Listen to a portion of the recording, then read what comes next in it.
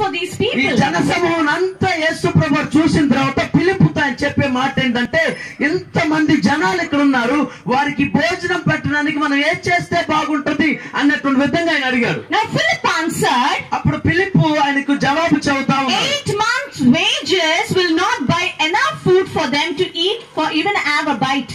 ఒక మొక్క కొరకడానికి కూడా మనము సంపాదించేటువంటి సంపాదన గాని మన దగ్గర ఉన్నటువంటిది ఏదైతే ఉంది అది వాళ్ళకు సరిపోదు అని చెప్పారు. At that time, ఆ సమయంలో Andrew, as a disciple, he told, there is a boy with 5 small barley loaves and 2 fishes. ఆంద్రే అనేటువంటి మరొక శిష్యుడు ఒక మాట చదువుతాడు యేసు ప్రభువుతో. అక్కడ చిన్నవాడిని చూసి వారి దగ్గర 5 రొట్టెలు 2 చేపలు మాత్రమే మిగిలి ఉన్నాయ్యా అని యేసు ప్రభువుతో చెప్పారు. Then Jesus asked all the people to sit down. యేసు ప్రభువు అది చూసి అందరికి చెప్పేసి అందరూ కూడా ఆ పచ్చికల చోట్ల కూర్చోండి అని చెప్పాడు. He took 5 loaves and 2 fish. 5 రొట్టెలు ఆయన తీసుకున్నాడు, 2 చేపలు ఆయన He తీసుకున్నాడు. gave thanks to the Lord.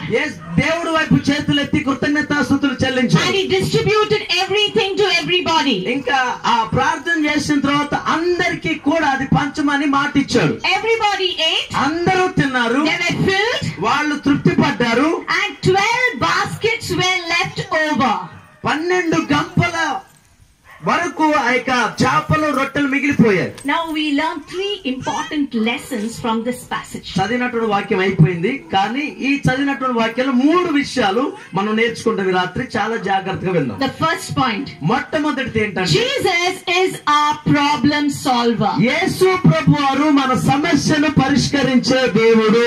Yeah, we can see that the people had such a big problem. ఇక్కడ ఉన్నటువంటి జన సమూహాన్ని ఒకసారి ఆలోచన చేస్తే వీరందరికీ ఉన్నటువంటి సమస్య చాలా పెద్దదిగా ఉన్నది. Now the quantity of food was very small. కానీ వీరి దగ్గర ఉన్నటువంటి ఏ భోజనం అయితే ఉందో అది చాలా చిన్న మొత్తంలో ఉన్నది. And the quality of food was not best. వారి దగ్గర ఉన్నటువంటి ఆ యొక్క ఆహారం కూడా దాని యొక్క నాణ్యత కూడా చాలా విలువైనది కాకపోవచ్చు. The barley loaves were the food for the very poor people. వారి దగ్గర ఉన్నటువంటి ఆ రొట్టెలు చేపలు ఆ దినాలలో ఎక్కువగా ఆ బీదవారు లేదా పేదవారు తినేటువంటి వారు మాత్రం దాన్ని తీసుకునేటువంటి వారుగా చూస్తాం. And these 2 fish which would have been pickled or it would have been dried. ఈ 2 చేపలు కూడా ఎండిపోయి ఉండవచ్చు, లేకపోతే వాసన వస్తూ ఉండవచ్చు, ఇంకేదైనా అయి ఉండవచ్చు. Now with this little small amount of food, they had to feed thousands of people. వీళ్ళ దగ్గర ఉన్నటువంటి 5 రొట్టెలు 2 చేపలతోటి 5,000 మంది కంటే ఎక్కువగా ఉన్నటువంటి జన సమూహానికి భోజనం And పెట్టారు. what does the Bible say? Bible గ్రంథం ఏం తెలియజేస్తుంది? Bible says there were 5,000 men present besides women and children. Bible గ్రంథం సెలవిస్తా ఉంది, అక్కడ కూర్చున్నటువంటి వారిలో అక్కడ ఉన్నటువంటి జన సమూహంలో 5,000 మంది వరకు పురుషులు మాత్రమే ఉన్నారు. Now moreover, in those days the size of the crowd were counted by counting only men. They never used to count the women and the children. ఆ దినాల్లో వారు జన సమూహాన్ని చూసి ఎక్కువగా లెక్కించేటువంటిది ఏ విధంగా ఉండేదంటే మనుషుల యొక్క తలలు చూసి మనుషులు మాత్రమే లెక్క పెడతారు. Now therefore including women and children there would have been a lot of crowd. ఇక్కడ జన సమూహంలో పురుషులు మాత్రమే ఉన్నారు. అంటే వారికి భార్యలు ఉండవచ్చు, పిల్లలు ఉండవచ్చు, ఇంకా వారు కూడా ఇంకొక పెద్ద సమూహంగా ఉండవచ్చు. And to leave them without food was not the right thing to do.